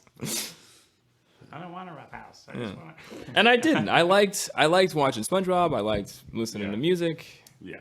watching movies, and I like the same stuff to this day. Yeah. It's you started on the guitar. Mhm. Okay. Then did it? Where'd you go from there? Oh, wait, you said you had a piano. Yeah, but I was bad, and like I just kind of smacked it around. No, I think that's pretty much what most piano Yeah. players do. No, I didn't play any other instruments besides guitar until 2017. It was like, I what had happened was I was working with this nonprofit called Crew. I don't know if you guys have heard of it or not. Campus Crusade is the more popular term, even though it's not technically the correct term. But Okay.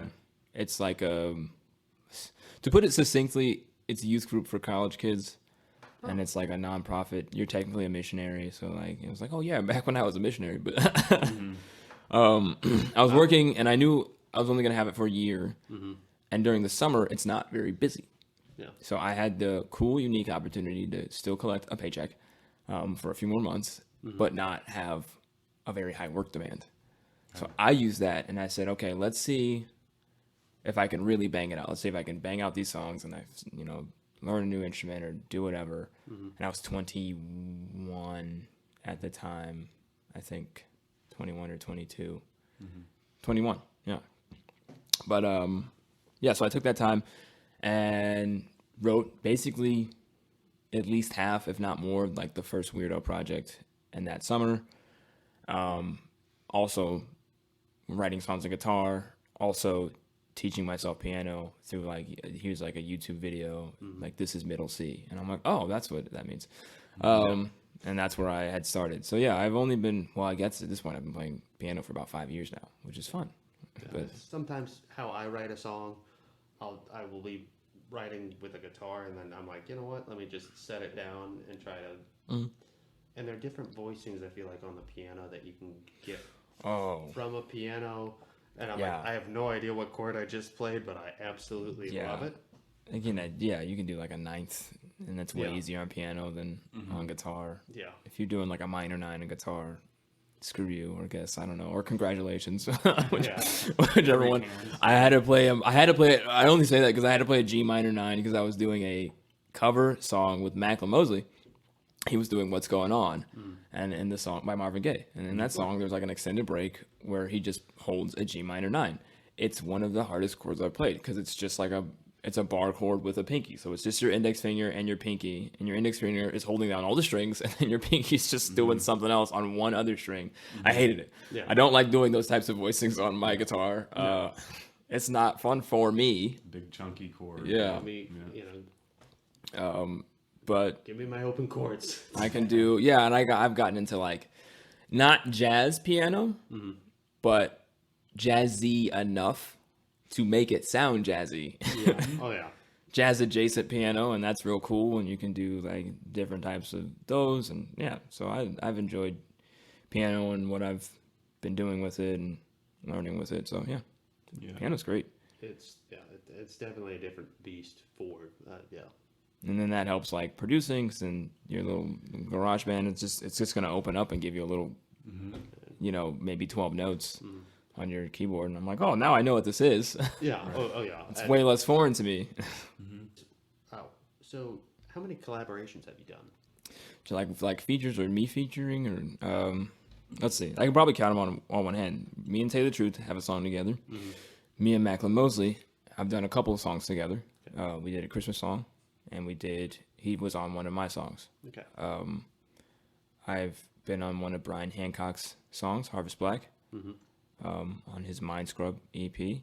Then there's a couple stuff that's like in the pipeline. I don't want to talk about too much because I don't know if or when it's coming out. I got you.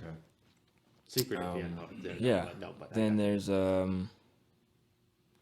think that's it for like actual solid collaborations. It's not a ton. Going into collaborating with somebody else, how do you go about that? Yeah, I don't. No. I'm a genius. No, I was kidding. That's a joke. That's you heard it. Here. No, when it's with me, like when I sit down and make a song, I'm thinking about how to say something. So like it is both like what I'm saying and it is how I'm saying it. I don't often go and say I want to write a song about this thing and then I'd write a song about that thing. I like just either listen to another song, like Gorillaz. I'll play something I'm like, that sounds kind of cool. I'd like to see if I can make something like that. And then I'll make the sound first, and then I'll like fill it with some thought or emotion that also comes from me. On top of that, have you heard the Tame Impala and Gorillaz? Yeah. Okay. I did. I was a little disappointed by it. I'm not gonna lie to you. You were disappointed? Just a smidge. Yeah. What? I'm sorry, fans of both. I'm a fan of both. I liked it. It was like I listened. I took a trip up to New Jersey recently, and with our drummer, and he was like, "Hey, have you heard the new Gorillaz?" I'm like, "No, I haven't." And then he played it. He's like, "Oh, this is with Tame Impala." I'm like, Yeah. Wow. Okay. I guess Gorillaz has been doing some collaborations because they did one with Thundercat, the bassist. They did the whole Song Machine, so they have a song with. They pulled together some crazy stuff there was on a couple years ago. They did. It's called the Song Machine. I think that's the name of the album. They had Elton John and like a rapper called Black on the same track. So it was Gorillaz, Elton John, and this rapper. I think it's called Phantom or Pink Phantom or something. It's great. It's one of my favorite songs on the album. Okay. That's Then they did stuff with like Skepta, which is a British rapper. They did stuff, I think. Oh God, Beck is on the album. So yeah, they've been collaborating pretty heavily, which is cool. Nice. So I love the Gorillaz. They're great. But yeah, I don't collab much, mostly just because when I'm writing a song, I get in my own head and I write them in pieces. So I'll like start a beat at work. I'll finish the beat at home. I'll write to the beat at work 2 weeks later, and then finish writing the beat on a Saturday by myself, and then the song's done. Yeah, and then I move to recording it, and then I'll clear out a Saturday and do the bulk of the stems, and then I'll come back for vocals like a few days later, and so it's never like a clean place to bring someone into that process. But if someone reached out and was like, "Hey, Dylan, I have something and I think you will fit well, and or I really would like to have you there," I'm like totally down. Yeah. And if somebody wanted to build something from scratch, I'd be totally down as well. So it's not like I'm against working with people. It's just not something that I generally think about when I make stuff. I got you. It's interesting how different people work, or to see, you know, everybody has a process on Yeah. how they do things. So, with that being said, and I mean, you don't have to answer this if you don't want Just to. go ahead and ask, though. Who has been your favorite person to collaborate with? Of the three, I guess. Of the few. Yeah. It depends. I liked working with Brian because he sent me a beat and I sent him back a verse, but then I went to like a studio, so I got to be way more relaxed because I wasn't engineering myself while I was recording, which rarely happens for me because I do so much by myself. And I was like, whoa, this is, woof! Like, what a weight off these shoulders. This is. Yeah. I can, you know. Don't have to worry about like which microphone. I'm like, this is the mic. They chose it. I can't change it. All right, cool, whatever. Like they got the compressors. Oh my god, thank you. Oh, I don't have to worry about this. Yeah, I don't have to worry about setting up the gain. Just stand here and then do whatever, and you got it. Oh, thank goodness. So that was fun. And then me and Macklin worked together very early on. We had a cool process for the Christmas song where we got the beat that morning. And we wrote to it, and we recorded it, and we finished the song by the evening, which had never happened to me before. That was like in 2019 as well, so that was pretty early on. What is the fastest? I guess Fastest way I've written a song, written a song, written and recorded. written and recorded. Well, I guess it would have to. That might be it. Okay. Written, recorded, and released for sure. Yeah. It helps the process to go a little faster. Sometimes it does, like collaborating. yeah. And then even now I've tried to bring that energy into other songs, and I think what was it? A couple songs on the last album I didn't write beforehand. I was like, I'm just gonna get a chunk of time. I'm pretty familiar with the beat, and I'm gonna sit down and I'm just gonna do it. I think it was Reflection off of The Head in the Clouds. It was not pre-written. I had a couple of things. I was like, I kind of want to attack it like this, and then I didn't have any real words, and then I just blocked out an evening, or I think I just felt like recording the song, and then I sat down, listened to it, and then I just cut, memorized it, did the whole track, and then I was like, all right, cool. So trying to bring, I guess, a more immediate energy to some songs, and then at this point, there was written and recorded. There's a song I have called "Not a Love Song," which is not out yet, but I've performed it in a couple of places, and hopefully it'll be out by next year. But Did you play that at the did you play that spot? I don't think so. I usually don't pull it out for shorter sets. Okay. I pull it out almost immediately nowadays for like longer sets for like an hour or so. But yeah, and that was at this point I'm even trying to get like on like Jay-Z's level where I don't write stuff down. So Yeah. I like played it on guitar, had it in my head, walked up across the room to the microphone, tracked it, and then that's it. And then I just memorized it. So it's not written down anywhere, but it is recorded. Yeah. It's all in here. Yeah. Yeah. It's Because you're gonna have to memorize it to play it live anyway. So that is correct. I'm just like, as you Unless you stand there with a piece of paper. as you can see, like I have like pieces of paper. My process is I will write just scraps of paper are floating around my apartment. Right and it's now. all valid. Yeah, it's like, oh, okay, well, this piece of paper goes over here. And Yeah. That's how I had to, because like I can only do that if I give myself enough time where I'm like, sit down, here's a little chords that I want, and then write the thing in whole. Sometimes I'll make a voice memo if I only write half of it or something. I don't feel like writing it down with a pen. I'm a very slow writer, like with a pencil and pen. I'm a slow writer and reader. It just takes, I don't know why, it just takes a while. Yeah. When you're sitting down to write a song, and you just kind of have like a melody maybe come to you, do you just start making whatever word comes to your mind to fill that space, right? Mm-hmm. 100%. Yeah, and then sometimes it seems like, it depends, but like those words that come to you in the moment, when Some you're of just them feeling- stick. Some of them sticks. It's like, like what is? Well, you can't. It's like nothing else will fit. And Yeah. I've written those songs that you just like. It's like I could probably come up with something, but I just want to get it done.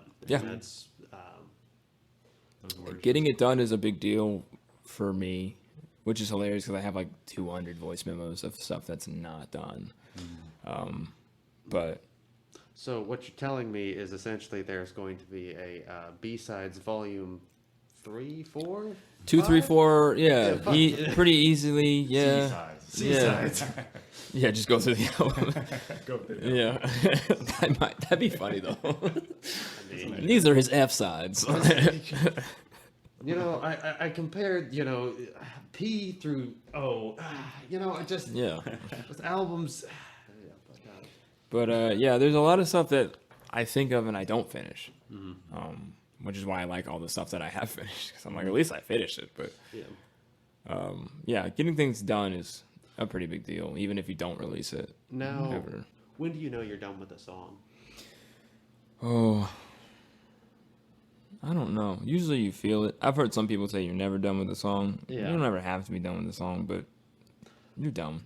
Yeah, and there's You're just out of ideas. it gets to a certain point where Or it just, you can feel it getting bloated. yes, Almost. Even, and not even like, it doesn't make it bad or like better or worse, but you can just feel it, the beams bending, or, you know, you're just out of stuff to say, and it's like, just be done, you know? Just it's fade always out. welcome. Just fade to, yeah. Like, Yeah. Now, have you ever written a song and had you put it aside? It's like I don't. I I am. have some ideas. I like what I'm doing here, but I don't at this moment in time.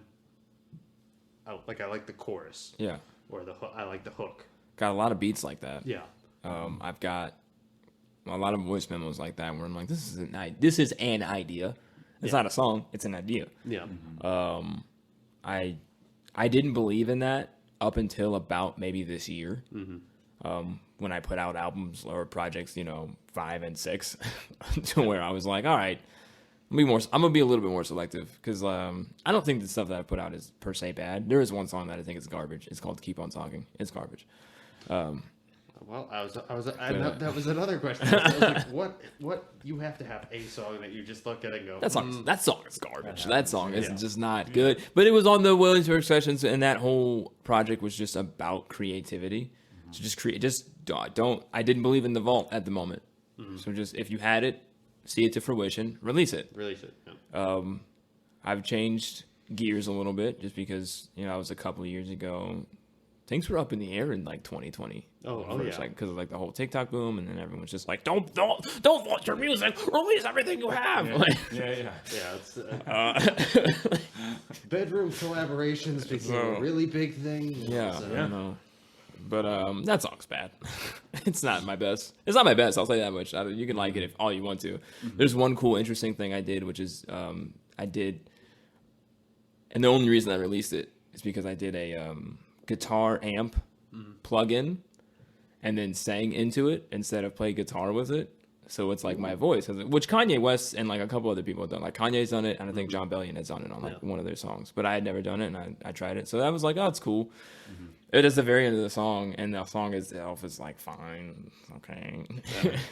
It's not a classic. It won't make the greatest hits, I mean, hey, so what you're saying is volume, well, hold on, it's already released, so you can't. Yeah, it's out there. You out there. guys can listen to it, and you'll be like, yeah, this is not him at his strongest. That's, it's the other ABBA, Yeah, everyone has that. That's normal. Yeah. Like you're just like, Yeah, look, not your favorite. you got to round these out. There are other weird things that go into it. Like, I like 7 tracks if I'm going to do a shorter project, 5 to 7. I don't want to do anything less than 5 to 7. Hey, look, Billy Joel came out with a metal album. I'm sure that's probably he did. Did he have a metal That album? was Oh, God. it was I need to hear this. it was called Attila. It Okay. was a group called but it was Billy Joel and this other guy. I don't know the other guy's name, Yeah. but it doesn't really matter. He didn't become a hit. I mean, well, Cuddy had the grunge punk album, and all my love for Cuddy. I don't have a big affinity for grunge, so it's like my least favorite one. I just couldn't.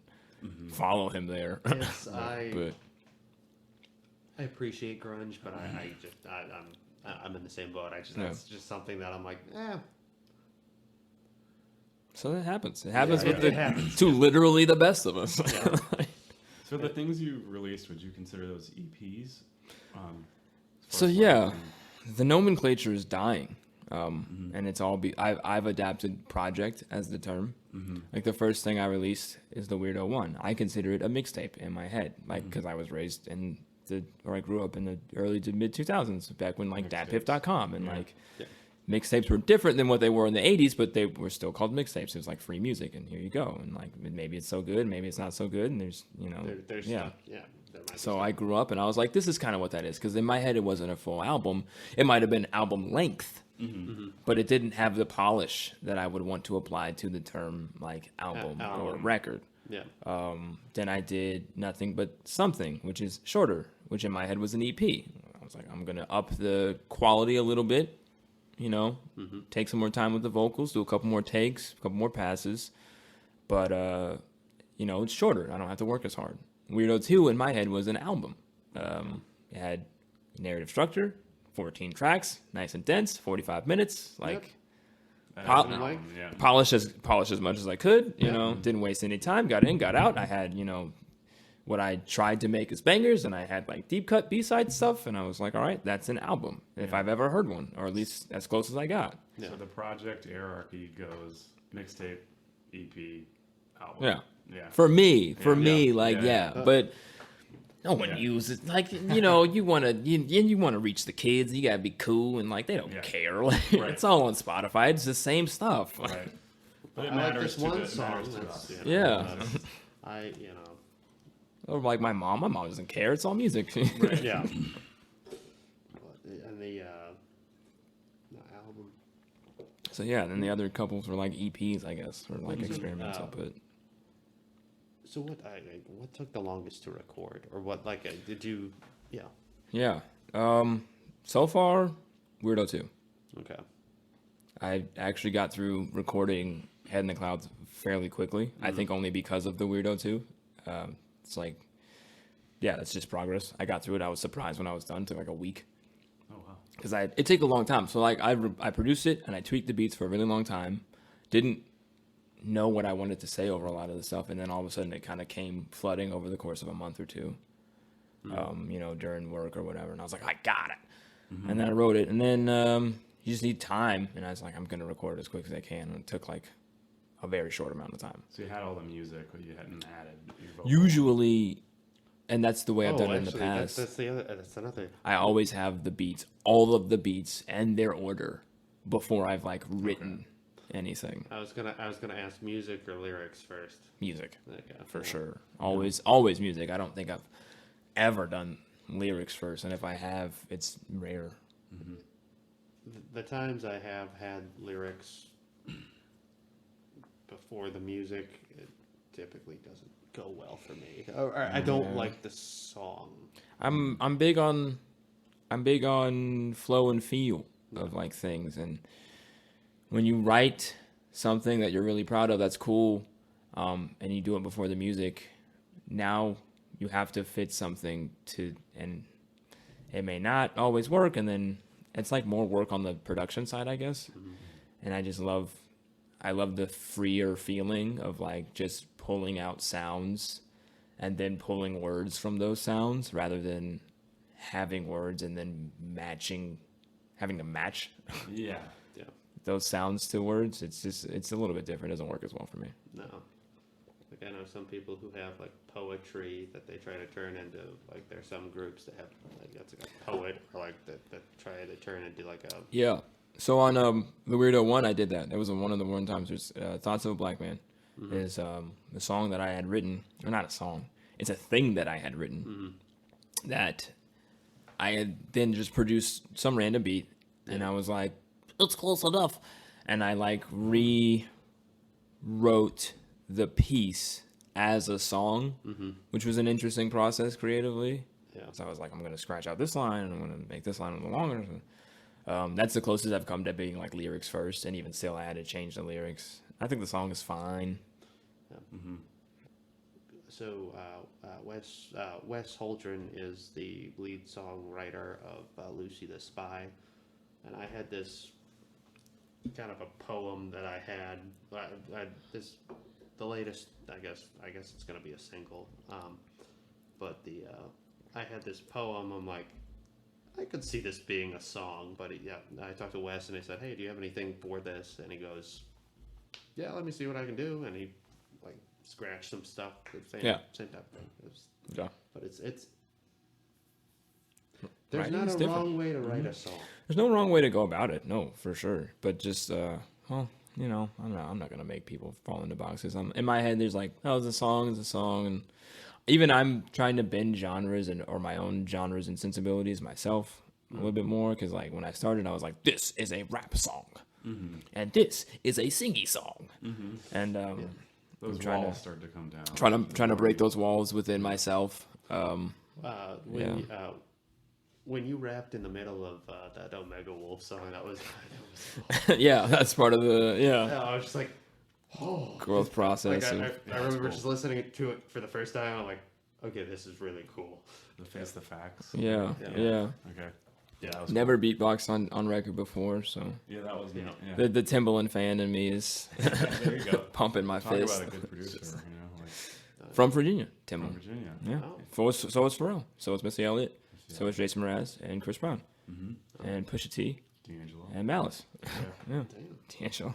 Virginia's got a lot. I mean, not from Roanoke maybe specifically, but Virginia has actually a lot of Yeah.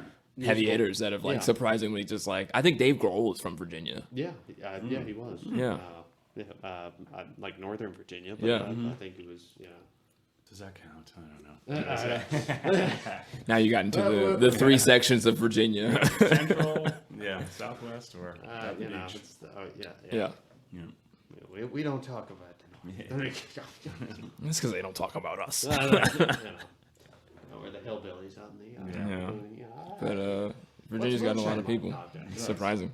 It's for it being such a small state, is a lot of different. Small state that lives people like depending on don't where talk you're- about when they're like they talk about New York, Chicago, LA, Nashville, Tennessee. Oh, yeah. Maybe you get a Memphis, a couple people from Ohio, here and there. Some Florida's Yeah. got their own stuff going on. Atlanta Florida definitely late. has, yeah.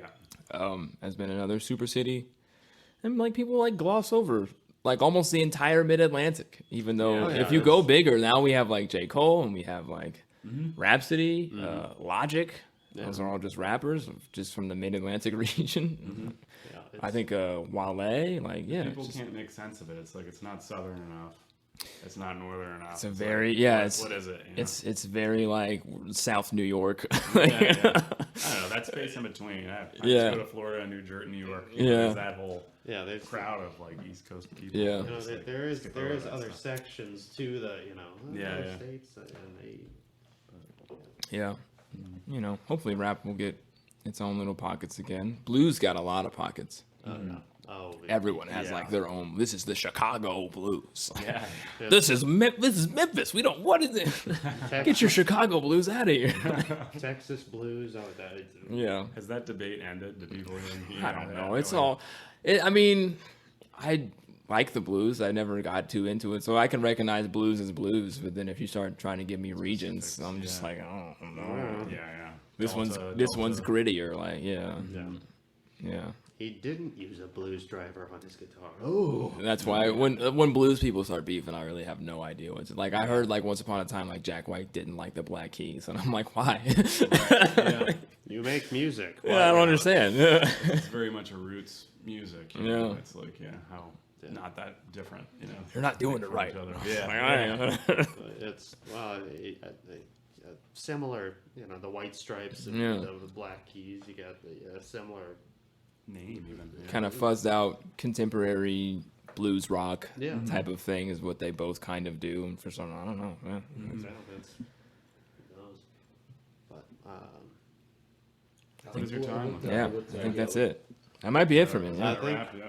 All right. Well, that's, What an abrupt ending. Oh, yeah. well, that's it. All right. Yeah, well, okay, bye guys. All right, we'll see you. next Yeah, no, well, Dylan, thank you so much Of for course. coming in and Yeah. doing this because we we really appreciate it. And, Yeah, I was glad. It's just a fun time. If you yeah. ever run out of bands, which is probably going to be impossible, but I'll be honestly, glad to come back. Absolutely. Yeah, and once volume C or D. There's always more music on the horizon. So That's great news. Absolutely. Yeah, we will definitely bring you back. Thank you so much. of course, thanks for having me.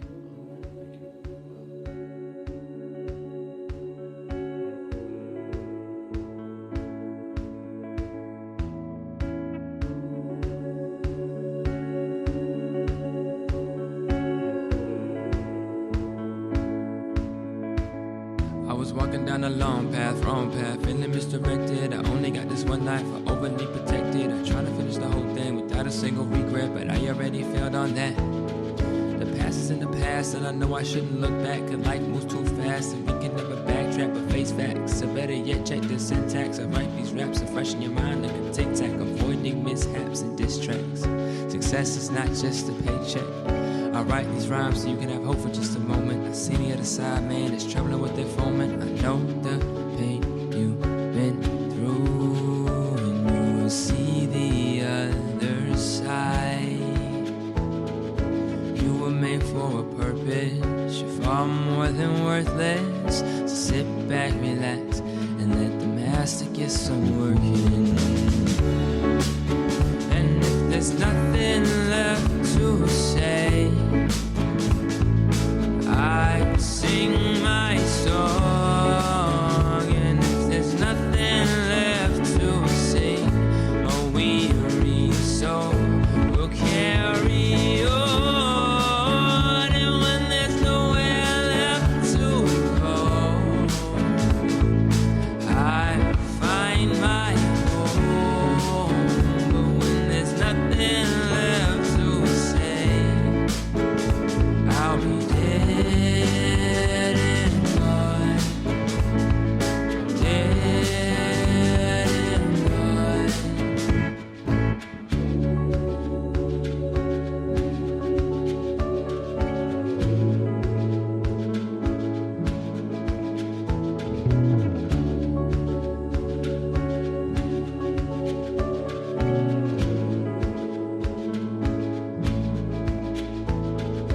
Took a while just to find myself, took a while just to find my wealth. No more hiding in plain sight now, you're not another face in the crowd. Don't be scared no matter what you see, drop your shoulder and follow me. Inhale, exhale and count to 3, because we're about to take a leap and maybe we could fly. You don't know till you try. Don't know what's gonna happen next, hoping that I can pass this test. No promises for tomorrow, so try and stay alive. Oh, oh, and when there's nothing left to say, I will sing my song. But when there's nothing left to sing, a weary soul will carry on.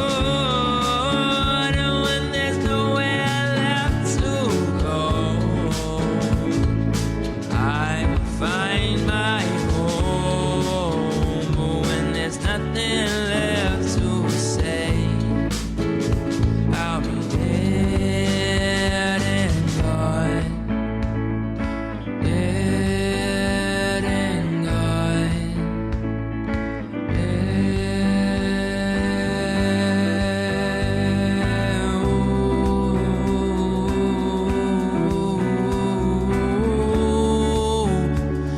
to look outside myself, 'cause I know, yeah, I know, yeah, I know, yeah, I know that there's some help that comes from beyond the stars in the sky, and I don't know why, oh, I don't know why.